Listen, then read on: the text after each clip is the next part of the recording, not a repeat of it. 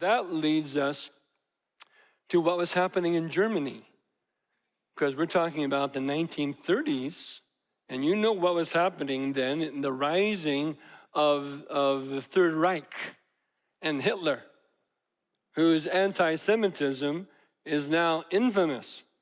He had what is called the final solution. Have you ever heard this phrase, the final solution? The solution to what is the question? What did he come up with? The final solution to what? To the question, what do we do with these Jews? That was the rising question in Europe, the rising question in Eastern Europe. What do we do with these Jews? The Italians tried to put them in ghettos. That's where the word ghetto comes from. Distinct, restricted little communities.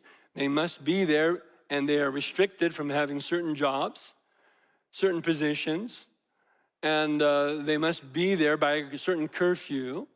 And so that was one attempt at a solution.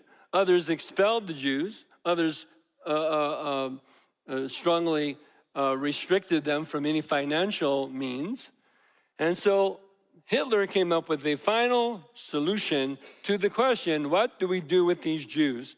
And his answer was annihilation, the Holocaust.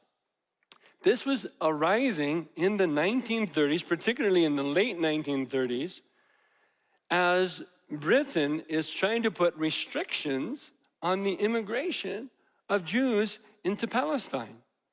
They're suffering all over Europe, Eastern Europe, Germany. The greatest number of Jews lived in Germany.